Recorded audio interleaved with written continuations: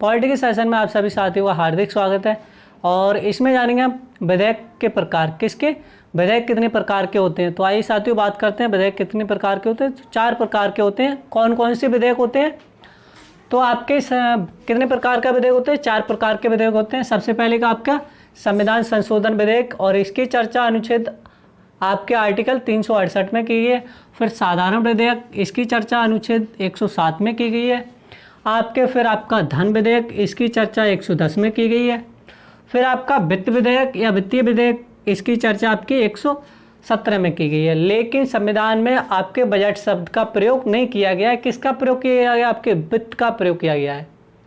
किसका? वित्त का प्रयोग किया गया है, बजट शब्द का प्रयोग नहीं किया गया है। तो सबसे पहले बात करते हैं संविधान संशोधन विधेयक के बारे में। संविधान संशोधन ये किसी भी सदन के द्वारा पास लाया जा सकता है, चाहे आपकी लोकसभा हो चाहे आपकी राज्यसभा के द्वारा लाया जा सकता है। किसके द्वारा? चाहे लोकसभा के में प्रस्तुत हो चाहे राज्यसभा में प्रस्तुत हो। फिर आपके संयुक्त अधिवेशन, इसमें क्या है, आपके संयुक्त अधिवेशन नहीं बुलाया जाता है, ये लोकसभा के द्वारा ही क्या हो इसमें पास हो जाता है। इसमें लोकसभा के द्वारा पास हो जाता है, क्योंकि जो लोकसभा होती है उसमें 545 मेंबर होते हैं और राज्यसभा में 245 मेंबर होते हैं। तो लोकसभा पावरफुल होती है।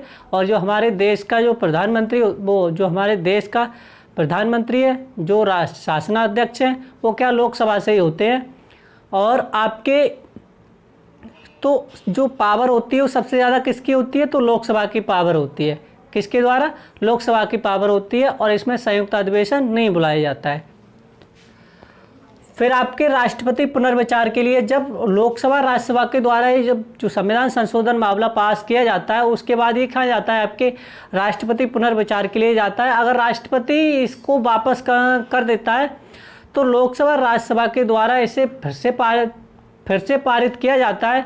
इसमें कुछ संशोधन होने के बाद कोई विधेयक आता है, उसमें संशोधन होने के बाद फिर से पास किया जाता है। तो राष्ट्रपति उस विधेयक को हस्ताक्षर करने के लिए क्या बाध्य होगा, और वह उसे हस्ताक्षर करने ही पड़ेंगे। और वह क्या हो जाता है? फिर कानून बन जाता है, एक्ट बन जाता है। जैसे आपके कैब था, सिटीजनशिप अमेंडमेंट बिल था, फिर क्या हो गया? जब राष्ट्रपति के हस्ताक्षर हो गए फिर क्या हो गया? सिटीजनशिप अमेंडमेंट एक्ट बन गया। वैसे ही आपका जीएसटी था, वैसे ही क्या बन गया? कानून बन गया। पहले बिल था, फिर क्या बन गया? कानून बन गया ना।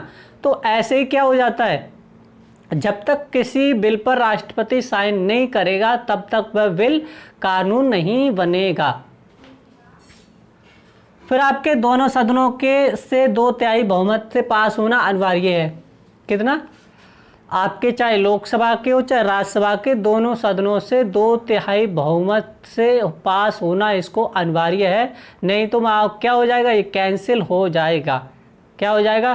कैंसिल हो जाएगा। कथा 50% राज्यों की अनुमति के, जो 50% राज्यों की विधान परिषद के द्वारा क्या किया गया हो, इसे पास किया गया हो।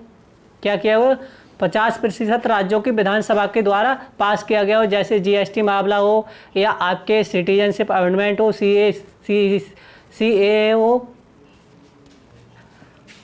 तो कुछ संशोधन में संसद के साथ साथ राज्यों की विधानसभा से क्या होना चाहिए? पारित होना क्या होना चाहिए? अनिवार्य है।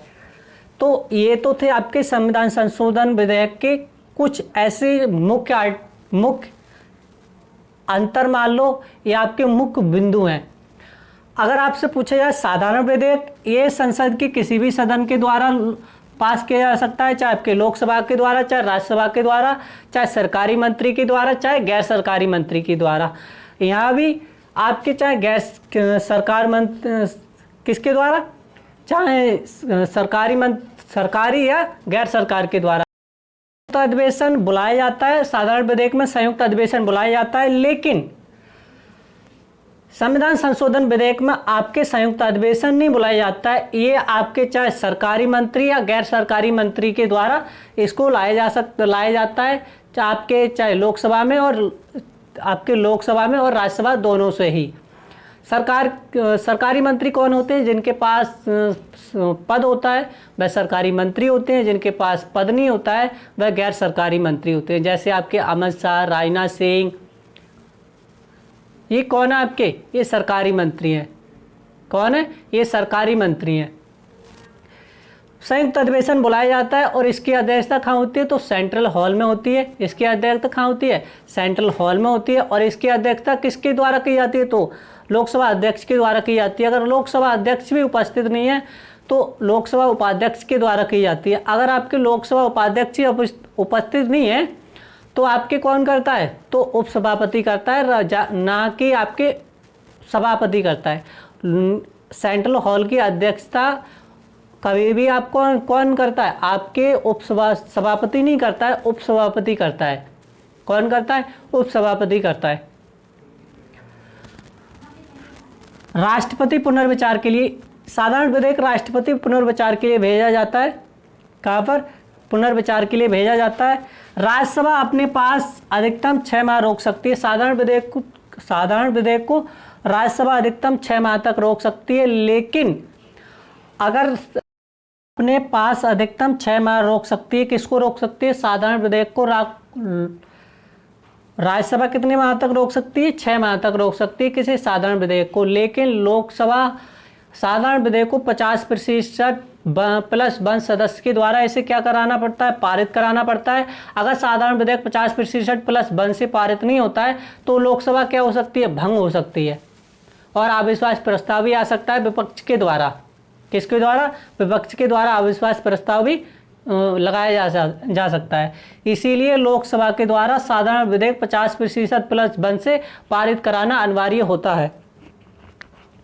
राज्यसभा द्वारा अस्वीकार, साधारण विधेयक राज्यसभा के द्वारा अस्वीकार भी किया जा सकता है और इसमें संशोधन भी कर सकते हैं। मिलते हैं नेक्स्ट वीडियो में साथियों, तब तक के लिए जय हिंद, जय भीम, जय भारत।